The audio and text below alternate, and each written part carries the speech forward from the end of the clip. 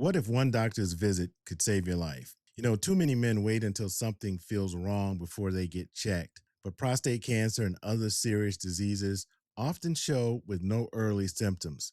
So we're kicking off Men's Health Month with an episode every week. And this week, I'm really honored to have Dr. Adrian Douglass explaining the importance of annual physicals and how early detection can save and transform lives. I'm Reggie Hicks, and this is If You Are My Brothers, and we'll be back right after this.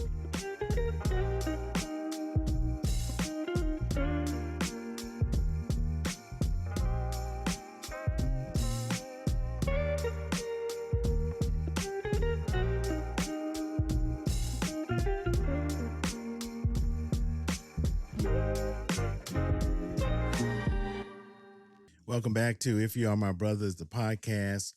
We want to welcome everyone watching on Facebook and YouTube and LinkedIn, and of course, everyone listening on your very favorite podcast platforms, wherever that may be. We ask you to remember to like, share, subscribe, and also engage with us by going to our website at ifyouaremybrothers.org. You can leave us a voice message. You can leave us an email, however you'd like to reach out to us so we can get back with you as well. This is a community. This is a family. So we definitely want to hear from you. Now, this is our first episode in our 4-part series doing Men's Health Month. And we begin our series with primary care physician Dr. Adrian Douglass. Now, Dr. Douglass is a board-certified internal medicine physician with over 30 years of experience in preventive and primary care.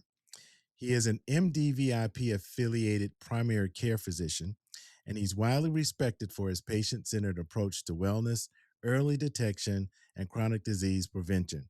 Now, Dr. Douglass is a fellow of the American College of Physicians and has been recognized as one of Atlanta's top docs. And I'm here to say that he is my top doc, literally, because he is my primary care physician, just being fully transparent. And Doc, I really appreciate you keeping me healthy and guiding me in my health journey. And thanks for being here, because I know your day is long and you got a lot going on. Reggie, thank you so much for asking me to take part in this most important program that we're about to embark on. We're in the middle of a crisis right now as it relates to health, particularly in men of African descent, but men in general. As it is, there tends to be this tendency to put health on the back burner. There's an element of being masculine or macho, but too often that gets in the way of men coming in to be seen by myself as a primary care provider, internal medicine specialist, or any other doctor at all.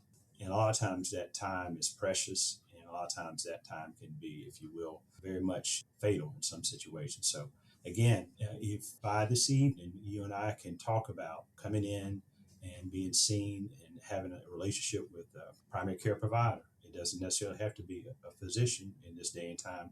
We have advanced practice providers, nurse practitioners, PAs, someone to help guide and navigate one through this period of time that we're going through right now as it relates to health, particularly here in the 26th year.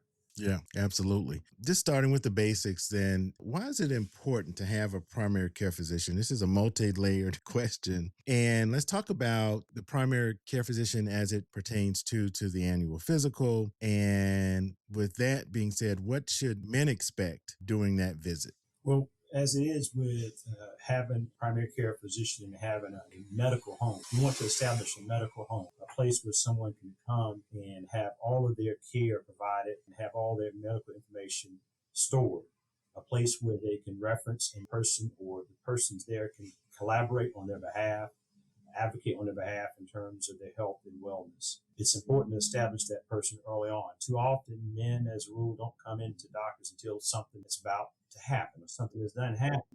And it's happened maybe more than once by that time. And you finally get gently nudged and sometimes shoved in by their significant others. So establish it on your own at the earliest age possible. A lot of men tend to get out of their 20s and get into their 40s before they come in to see a doctor. I would recommend and submit that it's probably wise to start some type of relationship with a primary care provider in your 20s and no later than your 30s. By the time you and I get to our 40s, Reg, and at that point, we're on the advent of, in some situations, the beginning of chronic illnesses. So I would say that it's so important to establish that relationship early on. So the issue of the physical exam, that gives you a chance on an annual basis to come in and to, first and foremost, to forge a relationship with your physician provider, to establish a rapport, to establish a trust, to know the individual, and to also on an annual basis kind of go over what the plan of care is. It's important to establish that, to get some type of benchmarks and begin, the process of repeating and trending and things along that line. So I think it's really important. One should do that, and one should do that early on. Our female counterparts, they establish a relationship with their providers a lot earlier because of just the physiology. They a lot of times start relationships and have that regularity in terms of annual exam with the GYN doc. But again, a lot of times men are a little bit late coming to the game. So you've spent decades in internal medicine. Have you seen any changes in the way men approach their health over the years? Are we still just stubborn knuckleheads? I'm going to smile first and then I'm going to speak. So there's always going to be a stubbornness to a certain degree to men. That's kind of the testosterone amongst us. So, but I do think that in this day and time of information, which we've been in for the last, 3 or 4 decades, I would say, probably since '89, the advent of the internet era, I have noticed that a number of my male patients come in well informed, but also in the same way, I would say that a number of my male patients come in misinformed or with misinformation that they have gotten from off of the internet. I mean, the internet is good, but a lot of times you have to kind of, just like anything, you want to check your sources. You want to bounce it off someone. And it's important to come in and to talk and have a relationship with a primary care provider, your physician, whoever that may be, to talk and bounce these things off. There's so much stuff out, and we saw it so much during the great pandemic, all of this that was put out, information coming from the left, information coming from the right. So it's important to come in and to establish, regular relationship with the primary care provider. And again, I would say that I think that as a rule, male patients are coming in more informed. But again, I have to kind of watch out for some of the misinformation that's out there. Do you think that with the internet too, that some men can go and research and, there's always a litany of what it could be. And do you think this is having an effect on men taking the lesser issue or saying, okay, well, it's just a headache as opposed to it might be a stroke? Or do you think we're being scared into coming in? So I guess my question is, are we using it as an excuse not to come in? Have you found out that maybe somebody's finally come into you because they've been reading something on the internet and it's like, oh, I thought it wasn't any big deal? I see that, a little bit too often. The whole idea is that the healthcare provider, myself, physician, PAs, nurse practitioners, we've been trained to kind of put those dots together. A lot of times there is a lot of truth to it, but again, we put it together with the full picture. We're educated in history taking, to kind of nuance, pull things out of your history that a lot of times too often patients say, well, that's right, I didn't think about that. If you just kind of go with what's given to you from your searches, then you don't necessarily put yourself into it or your particular circumstance. They don't know you. They don't know your story. They don't know your family. Those are so important. You get that when you come in for your physical exam. We establish your personal history. We establish the history of your family. Genetics is so important. And so I would say, yes, we have to make sure that we just don't do a search. Nowadays, we can't just listen to AI. We've got to have someone that has been trained to kind of think through. And so, yeah, I think that too often people use, and then you can pick and choose with the differential diagnosis. Now, as an internist, I've been trained to think the worst and work down. Prove to me that's not the very worst one at the top, and then work down. Laypersons may say, I want to go for the one that's at the bottom. That's the easiest one. Can't conceive it's the one at the top there. I'm going to go for this one, the low-hanging fruit. I'm not going to go for the one that's more serious. So, yes. And speaking of that, what major health conditions do you often discover? Now, I know I'm not saying that on the first physical, but over time, because like you said, you're collecting information. And I know for me, with prostate cancer, it was about monitoring the PSA, and we're going to talk a little bit about that in a few minutes. But what have you seen someone coming in, particularly men, that have elevated cholesterol or blood pressure and those kind of things, or something that maybe didn't show, but over time you're like, oh, okay, this is like turning into something major? Well, the whole idea is to benchmark and establish with the office visit physical examination and then to examine and to document and to compare notes to myself, compare notes to my subspecialist colleagues, to compare, to look for differences. Is this correlate, or is there some variance here of some sorts that requires coming in? So it requires, as we say in the church, come in and let the doctor or the provider put hands on you. That's necessary. Touch is therapeutic, but also it puts a bond between the patient and the physician. I'm a physician. I'm going to keep using physician as my primary way of speaking. But it's important. But also, the sense of touch. We are trained in our years of experience, and certainly during our early informative years of physical examination, to be able to tell a difference, to palpate, to examine, to listen. So I think, on examination, what might I hear? I might hear a difference in the breath sound from one side to the other. I may hear a heart murmur. I may hear a heart sound. I may hear the heart beating too fast. I may hear no bowel sounds at all.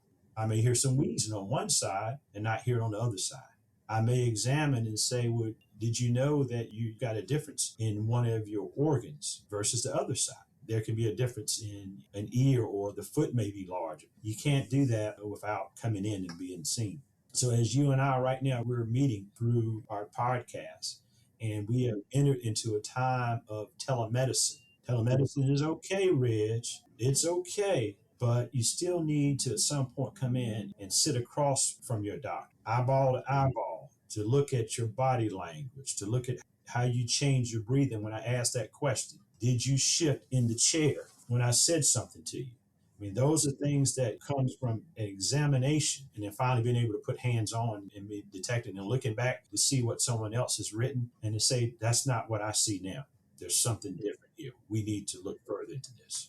And I think the other thing too is that we have to be honest with our doc when we come in. I think there's a tendency when asked a question about, does this hurt, or have you been feeling this way? Or when we fill out the survey, I think a lot of times the paperwork for us is just, let me just get this done. Let me get it signed, because this is the way I get to see the doc.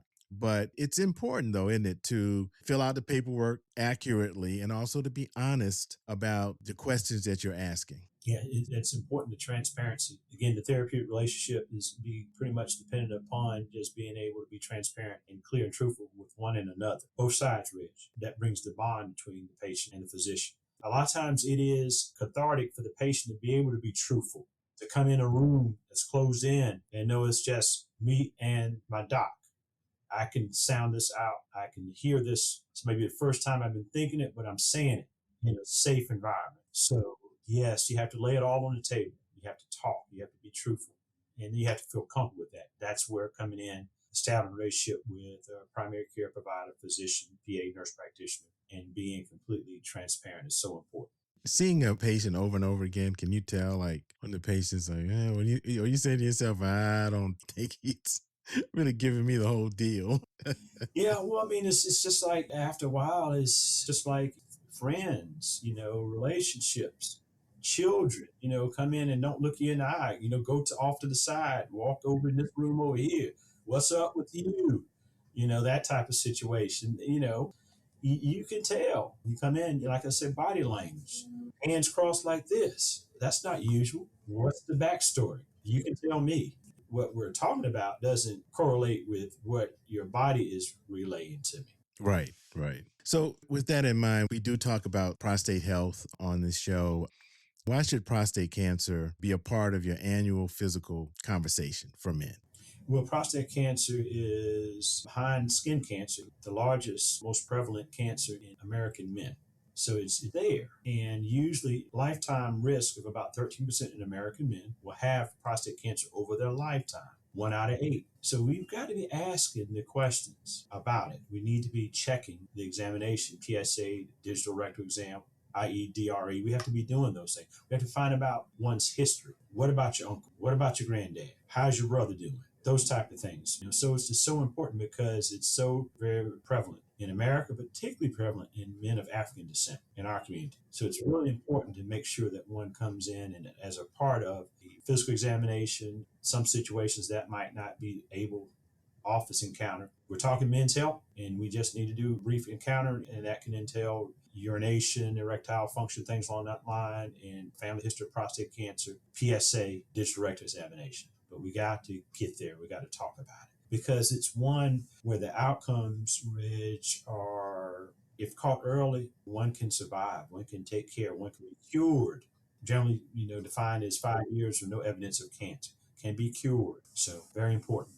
So when someone comes in, what misconceptions do you commonly hear? I know some men are just not wanting to deal with the prostate at all. Do you have men to come in and say, well, doc, I want to know more. I need to, this PSA thing, I got some things going on in my family, history I just found out. Or is it still kind of a standoffish sort of, you have to bring it up? And when you do you find that there are some misconceptions that men might have when it comes to their prostate? Yeah, there certainly is a lot of misconceptions, some satirizing and vilifying the whole idea of prostate examination, specifically the DRE.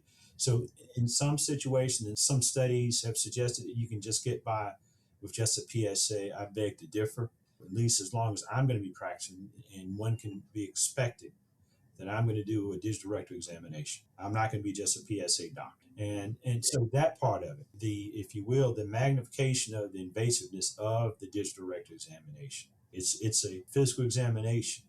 Now, Reggie, if someone, has an oral abnormality, if I'm really going to examine them, I need to put on my gloves and then stick my finger in their mouth and feel around. I'm checking for oral cancer. It's the same concept.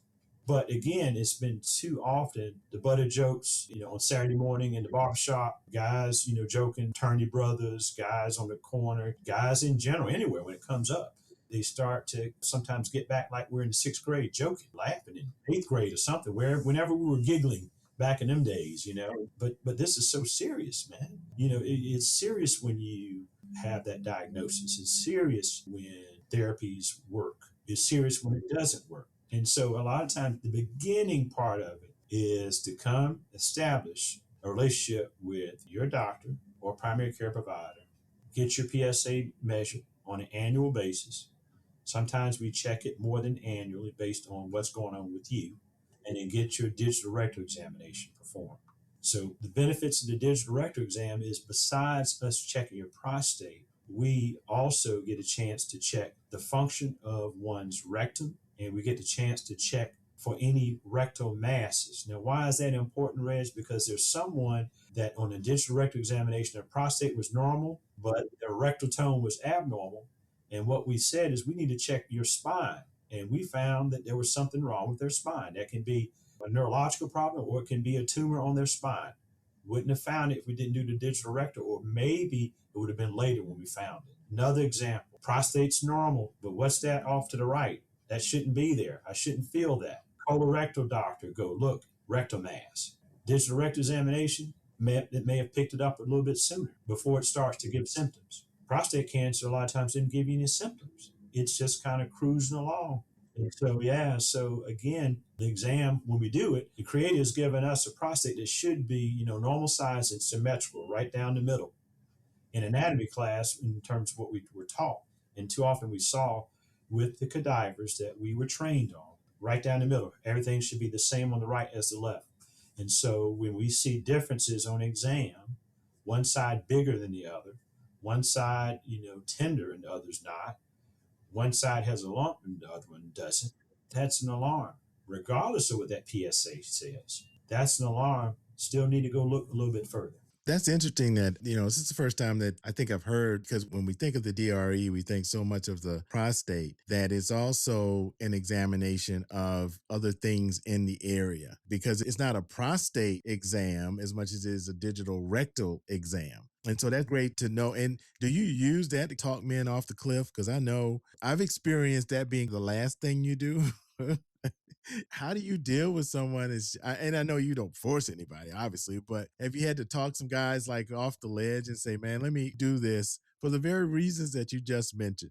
Yeah. So you and I are in a therapeutic relationship. I'm on the board, you're the CEO. Now I have to put together a presentation to you that is palatable enough and, knowledgeable enough and impactful enough for you to make this decision in terms of how this is going to go. This is not, a project in terms of one big company. This is the project of life, your health and wellness. So I have to give you a compelling argument of why we need to go through this. I have to dispel all the myths and rumors, the innuendo.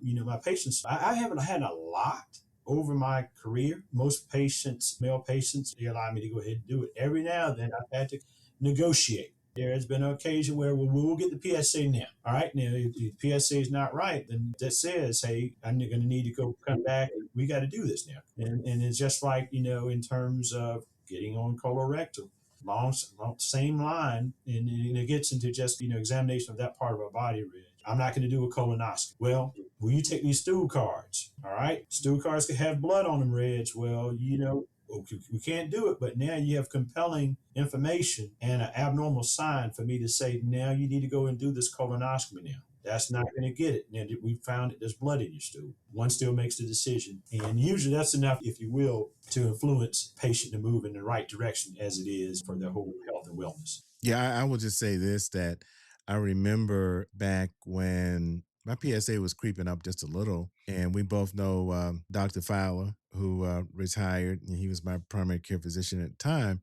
And I remember him, and I tell this story, that when he did my DRE, he said to me that it didn't feel the way it's felt in the past. And I thought that was like, I'm like, how many of these does he feel? How does he know? But he knows me. We have a relationship, and he actually felt that, knew that something wasn't quite right. Even with my PSA was low at the time, it was creeping up, but it was still under 2. And because it was creeping up and because of what he felt, I ended up going to the urologist and then was diagnosed. So I was diagnosed very early on, but I still think back to that particular exam and what he was able to feel, which led to elevate what we did next. And that's why, and I tell men all the time, it's so important to go through it and to do it. But I think even more so what you just said is that it's not just about the prostate. It's a lot of other things going on around there that can be serious, can be abnormal, and we need to move on.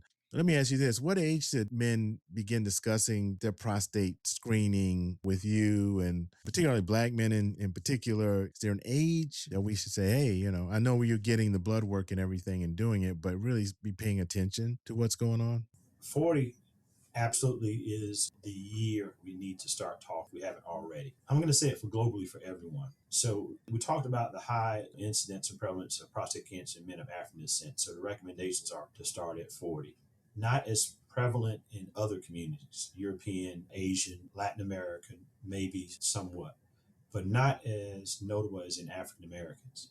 So around the age of 40, and I use that. I kind of joke, quote unquote, the boys. It's like 40, and you're entering the middle age now, man. It's on. If you're 40 now, come on now.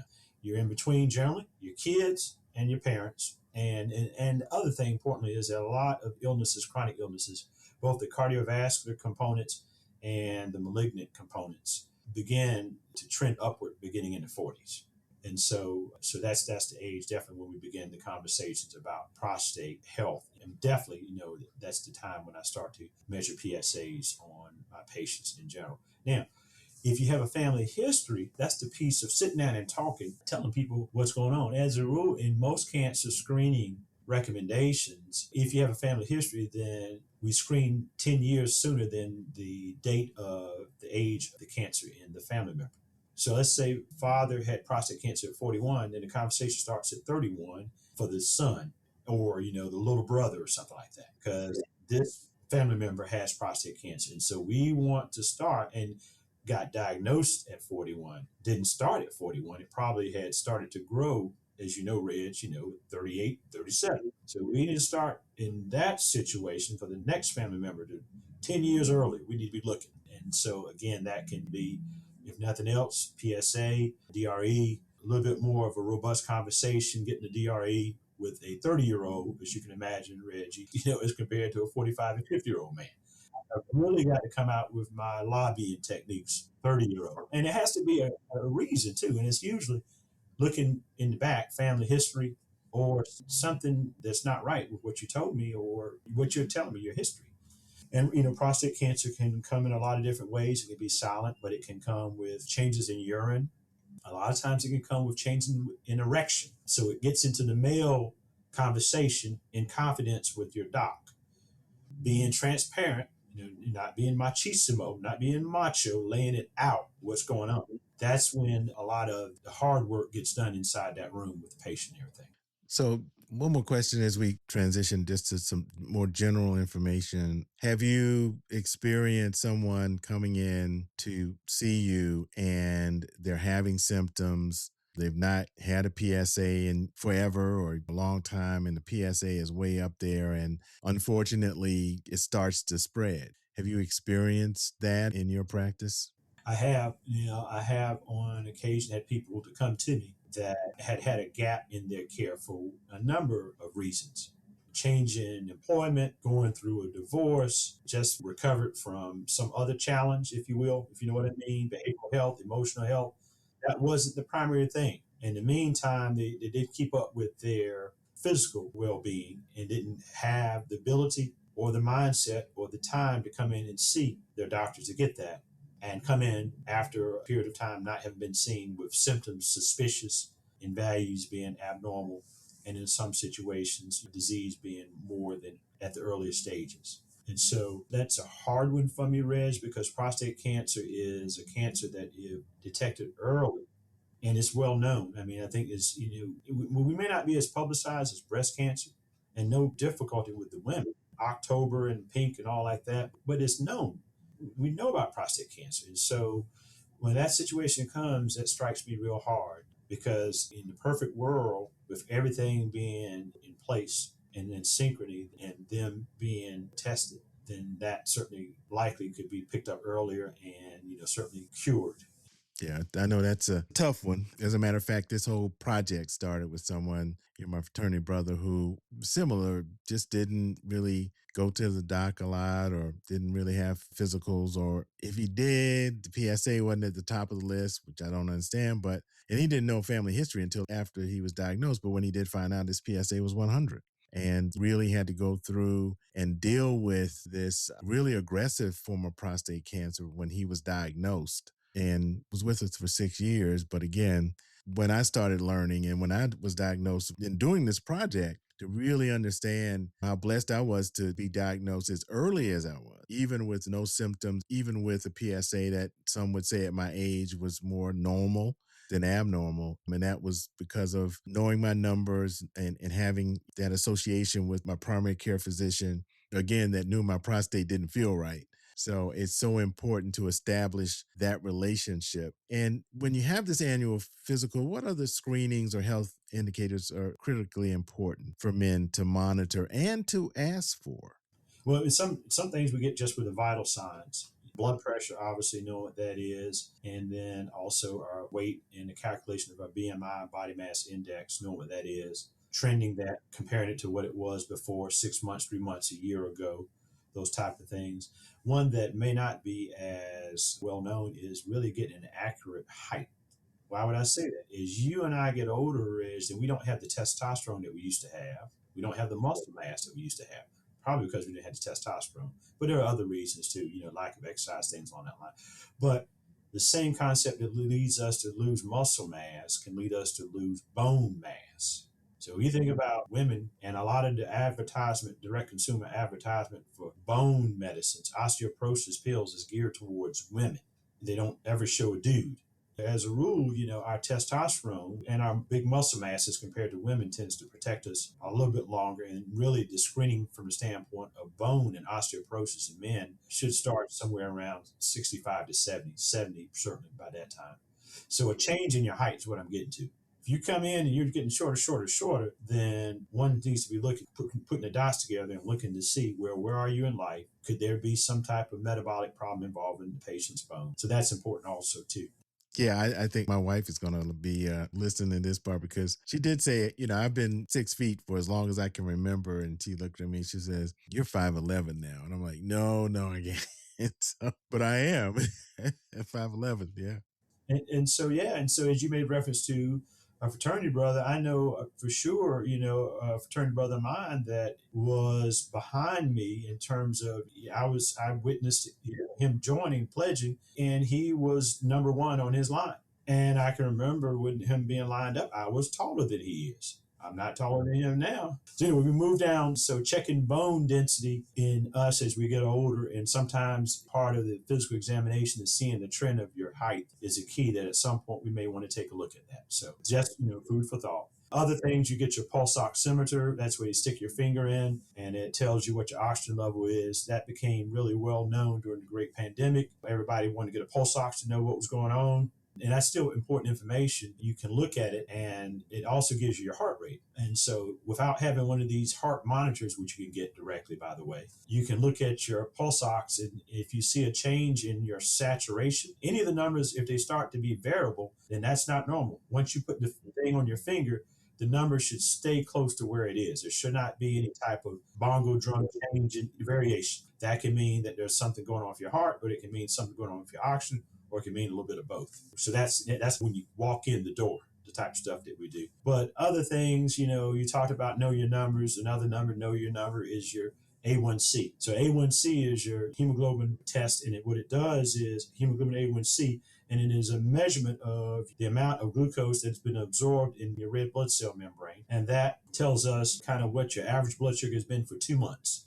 And that's based on the fact that red blood cells live for about 2 months. And so knowing that, we are in a time of prediabetes and diabetes, and a lot of that has to do with over the last 30 to 40 years, as a rule, Americans have gained weight. So our BMIs have gone up. So that's important, knowing what that is, knowing what your LDL cholesterol is, that's your bad one. And so knowing what your cholesterol numbers are, that's important. So those are the main ones if you want to kind of know. We're looking at LDL as a gateway to cardiovascular disease. And then A1C is a metabolic test in terms of prediabetes, diabetes. PSA obviously is a testing from the standpoint of your prostate cancer risk. PSA sometimes can be elevated for more than just cancer. It can be a big prostate. It can be a urinary tract infection, a prostate infection. It can be a recent heavy workout on an exercise bicycle. In other words, sitting on a bike doing spin class for too long. It can be recent sexual activity too. So knowing that also is important, what your PSA is. But there can be some benign variations in a PSA. And what about, and I'm going to get you to talk about this because you showed me this diagram, because I have sleep apnea. I have a CPAP machine, so I wrestle with that every night, but I'm using it. But you showed me this graph of how sleep affects just about everything and how sleep apnea can affect everything just about in your body. It's amazing to me. So yeah, so you need nutrients, you need oxygen, and you certainly need your glucose and all the nutrients that you need throughout your body. So from the standpoint of oxygen, when you have sleep apnea, your body slows down, slows down, slows down. Once you go to sleep, you slow down, slow down, slow down, which everything powers down, just like the computer. When you finish, this is going to power down. You power down, but some of us, we power down so much that we stop breathing. So that's not good, as you can imagine. I used to swim very well when I was younger, and I could swim the length of the pool on one breath. So that's the concept of it. Instead of swimming the length of the pool on one breath, now when you have sleep apnea, you're coming up for air often, except that you don't know it. And that's detrimental, as you can imagine. Your brain's not getting oxygen, your heart's not getting oxygen, your pancreas is not getting oxygen. All these organs are not getting oxygen. And so that causes problems. It causes your adrenal glands to secrete adrenaline. It's warning. It's hitting the pots on the pans. It's an alarm. Something's going on. Rev up the blood pressure. Make the heart race faster. It can make your heart beat irregular. A lot of people have atrial fibrillation associated with sleep apnea, and it can cause acid reflux. Food coming up out of your stomach. It can affect your testosterone. We talked about hormone secretion, but not having enough oxygen to your brain pituitary gland can affect your ability for the signal to be sent for you to produce testosterone. So therefore, we start to have lower testosterone levels. And that means less muscle mass, more body fat. More body fat is going to be more likely to lead to prediabetes. So just starts to cascade downward. So it's important to get a good sense of sleep, whatever that may be in terms of timing is somewhere between, we would love for you to get 8 hours, but at least a minimum of 6 hours, but ideally 8 hours of sleep a night. And anything that affects your sleep can affect all the other things that we talked about. As a rule, unfortunately, people that are night shift workers, their health and wellness tends not to be as good as people that are day shift workers. The circadian rhythm is off. So that becomes a challenge and things along that line. So. Well, I will say that diagram you showed me, I was like, okay, I'm sleep study. I'm getting my CPAP. I'm doing this thing because it is so connected. Doc, as we close out here, we talked about some of the things that men should be thinking about, particularly going into the annual physical. First of all, getting an annual physical. But I also am a realist in that, fortunately for me, being a part of MDVIP, you spend a lot of time with me in my physical. Before MDVIP, my physical with the doc might have been 15 to 20 minutes. So knowing that that's kind of the average, and I'm going in, I want to know my A1C, I want to know my PSA, I want to know my cholesterol. What else should I have? What kind of checklist, if you will, should I have ready to do my part before I go in to see the doc for my annual physical? Well, you want to also know your kidney function and your liver test. So, this idea of glucose, or rather a glomerular filtration rate, that's the amount of urine that your kidney produces. There is also, Reg, an epidemic of chronic kidney disease, usually based on the underlying illnesses of diabetes or prediabetes, hypertension or prehypertension. It can also be associated with urological problems. In order to the urine to come out of the kidneys, where does it have to go through? It has to go through your bladder and your prostate. So you get into obstruction. Structural problems involving the urinary tract system can lead to that also. So one wants to make sure that the labs reflect a kidney function. To get the full sense of the kidney function, you want to have a creatinine measure, which is a blood measurement. That's the fuel, that's the blood that goes into the kidney, but you also want to get the exhaust. That means you want to get a urine examination. And what are we doing looking through urine? Where we're looking to see if there's glucose in there. That may say that someone that's at prediabetes or diabetes. We're looking to see if there's blood in there. That gets back into, as you know, Reg, urological malignancies, bladder cancer, prostate cancer, kidney cancer. Shouldn't have blood in your urine. It can sometimes suggest that there is a problem from the standpoint of an autoimmune condition, such as lupus or sarcoid, things along that line. We're looking for protein in your urine. Shouldn't be there. That's usually an alarm that something's not right, either with the kidney itself or the interstate system, the vascular system going to your kidney. Something somewhere amongst that system throughout your body for you to have protein in your urine. It's not supposed to be there.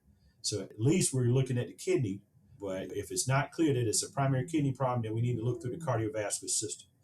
Sometimes that can be a sign of a storm coming from the west, that there may be a stroke coming or a heart event coming by the protein that's seen in the urine. And they've started to do a lot of direct consumer advertisements about urine tests for protein. I've started to notice those, and I appreciate that. And then your liver enzymes. Your liver is, and I'm using terms to kind of help it stick. Your liver is your filter. We love our rides, we love our cars. So that's your oil filter and your air filter. You know how that looks. So, you need to know what your numbers are. What is my liver enzymes? Are they up? Elevated liver enzymes can mean that there's something primarily going on with the liver, or something that is coming from somewhere else, getting caught in the liver. And again, we have also this epidemic of liver disease called fatty liver disease. That again comes in conjunction with what we call the cardiometabolic syndrome. I'm starting to put it all together, Reg. Sleep apnea, diabetes, prediabetes, hypertension, cholesterol is not right, liver has extra fat in it, kidneys are not working. All of that can be related and intertwined and seen with those tests that we talked about. And again, cardiometabolic syndrome is just it. It's a metabolic syndrome that leads to cardiovascular events, strokes, heart attacks, risk, and things along that line. So those are things that you want to make sure. And that's usually gotten with, a urine test and a simple blood test. Comprehensive metabolic panel, that tells us that. A1C tells us prediabetes, diabetes. And then there are other ones also.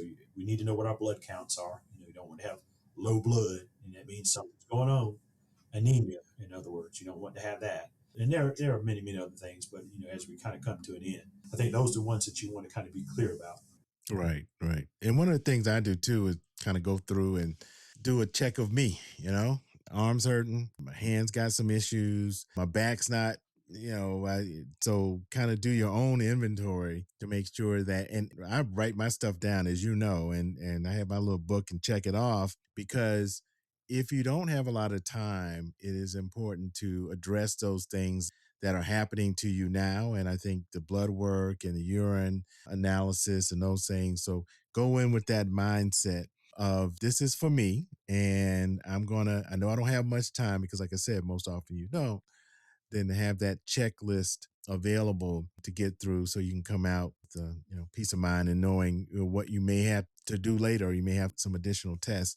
And I will say this, Doc, that diet and exercise is so important. We won't get into that because we're going to be getting into that all month long. But I know we talk about that in our exam. You also give me so much information on my, being pre-diabetic, what I should be eating, what I should be doing. So I just want to thank you for that. I just want to let people know we're not excluding that, but we just want to make sure we get this part of it, knowing that we're going to also address that in the future episodes this month. Final question. So imagine a 40-year-old man listening right now. He's busy, he feels fine, but he hasn't had a physical in like 3 or 4 years.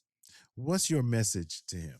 I would tell them that they certainly want to carve out time from their job to come in and establish with their primary care provider, be it physician, nurse practitioner, PA, allocate the time to go in and get a physical examination.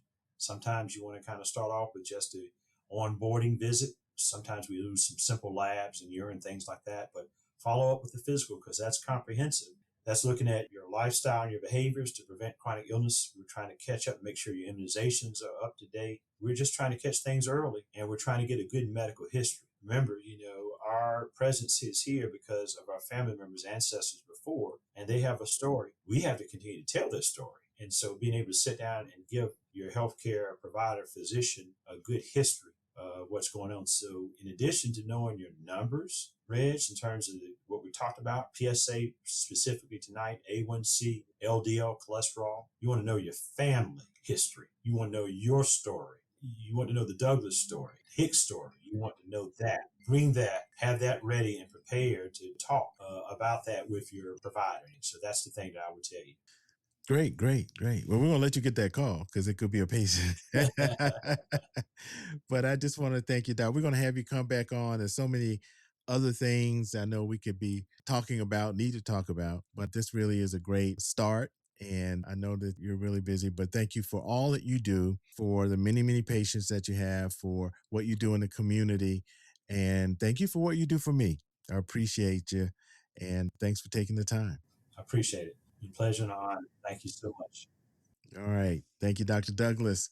So, brothers, your health is not something to put off until tomorrow. One annual physical, one conversation, one decision to get checked could make all the difference. And my thanks to Dr. Douglass for helping us understand why prevention and early detection matter, especially when it comes to not just prostate health, but your health, your entire health. We want you to schedule your checkup. For if you're watching right now, that's the next thing you need to do. Remember, on this podcast, we always talk about taking health awareness and turning it into health action. It means to do something. So it's important for you, if you haven't had a checkup in years, if you've been putting it off and putting it off, go ahead and do it right now. As Dr. Douglass said, find your primary care physician, internal medicine doctor. Maybe it's a PA or someone that can begin this conversation and begin this process. We want you to take care of yourself, not just for yourself, but also for the people that love and depend on you. So if this conversation has helped you, we ask you to please share it and subscribe and like so you'll be alerted to future episodes. And we've got a number of episodes as we celebrate, if you will, Men's Health Month here in the month of June. Also, you can visit us at ifyouaremybrothers.org to learn more about our project, which includes a documentary, of course, this podcast series, and the community engagement work that we do. If You Are My Brothers is dedicated to turning prostate cancer awareness, as we mentioned, into health action. It is a project of the nonprofit 501c3 organization Straight Street Media. Now, that being said, you have some support options because we are nonprofit. We'll have the links in our show notes as well. And definitely for the podcast, you have a number of ways to give. You can give online at ifyouaremybrothers.org. You can also send us a check. But at the website, you can click on donate and it'll run you through the process. So you can use any of your credit cards or debit cards. So we appreciate that. And when you do make your contribution, you'll get your very own If You're My Brother's mug. We want to thank the folks over at Atlanta Brand Central. By the way, Atlanta Brand Central, if you're looking for any kind of swag for maybe a family reunion or maybe a college reunion, a school or birthday, graduation, these are the folks to get in touch with. Their link is in our show notes as well. And special thanks to our producer, Danny Garcia Pozo. And also we want to thank Zach Reynolds at Borkhouse Productions for putting together our opening as always. Remember, this podcast is not a substitute for medical advice. Always discuss that with your healthcare provider. That being your primary care physician is one of those. So make sure you have that healthcare provider, right? Now, thanks for being a part of our first installment of our Men's Health Month special series. We have additional episodes that will be happening coming this month, so stay tuned for that. And when you do like and subscribe, you'll be notified when the different episodes drop. So until then, we want to remind you that if you are my brothers, you will share this message. As always, we are in this fight together with you. So that being said, we ask that you take care, stay healthy, and keep the faith. Thanks for tuning in. Peace.